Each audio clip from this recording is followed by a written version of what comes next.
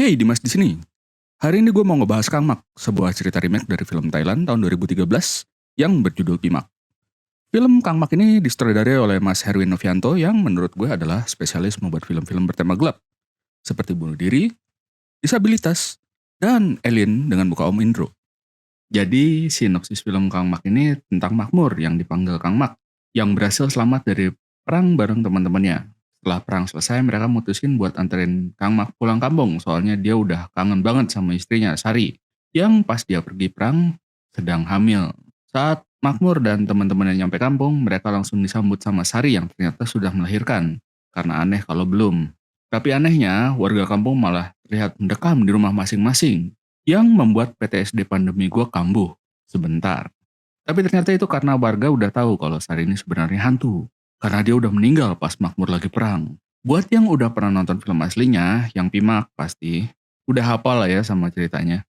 Film Kang Mak ini seperti halnya Matamu, bertabur bintang. Falcon Pictures nampak enggan pergi dari Miracle in Cell No. 7 dan masih memboyong Vino G. Bastian, Marsha Timothy, Indro Warkop, Tora Sudiro, Indra Jegel, Regen, sampai Andre. Satu hal yang sangat merekatkan film ini adalah tentu saja chemistry dari dua orang suami istri yang jadi suami istri di film ini, Mas Vino dan Mbak Marsha.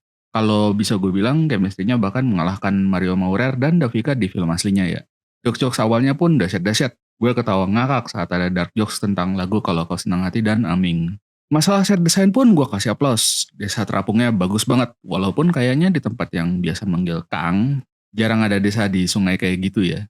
Masalah lighting tadinya gue agak kurang srek, karena cover dari film ini, yakni Mas Gunadi sempat jadi cover juga di film Pengabdi Setan dan dia tahu persis bagaimana cara melakukan lighting malam hari yang proper.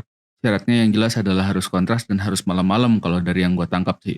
Gue ngomong gitu karena gue menganggap kalau lighting film ini terlalu sinetron dengan arah lighting yang hampir tidak pernah ada motivated lightingnya gitu. Atau lighting yang dibuat seakan-akan datang dari satu sumber cahaya di layar gitu. Tapi mungkin hal itu dilakukan karena film ini mau mereplikat film aslinya sampai ke teknik pencahayaannya. Yang untuk film-film rilisan belakangan ini kayaknya teknik pencahayaan kayak gini kurang diminati ya. Tapi tahu apa gue? Film ini harus kamu tonton terlebih dahulu, bahkan lebih dulu dari film Pimaknya. Karena kalau ditonton belakangan, film ini jadinya berkurang lucunya. Entah ya karena memang komedi slapstick kalau diantisipasi itu udah nggak lucu atau gue nya aja orangnya pemurung. Tapi menurut gue pribadi, jokes-jokes yang diadaptasi jadi bercanda Indonesia ini jadi sedikit kena ke gue. Beberapa ada yang konteksnya dihilangkan, kadang dipanjang-panjangin. Kayak adegan Mark misalnya yang dipukul di tengkuk berkali-kali. Di film aslinya itu diberitahu alasan kenapa Mark dipukul di tengkuk.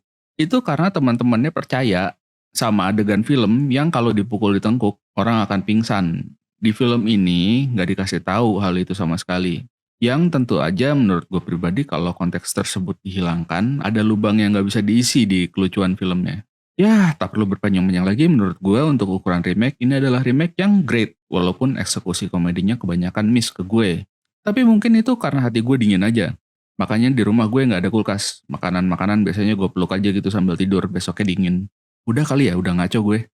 Segitu aja dari gue, jangan lupa like-nya biar gue nggak sedih. Thank you.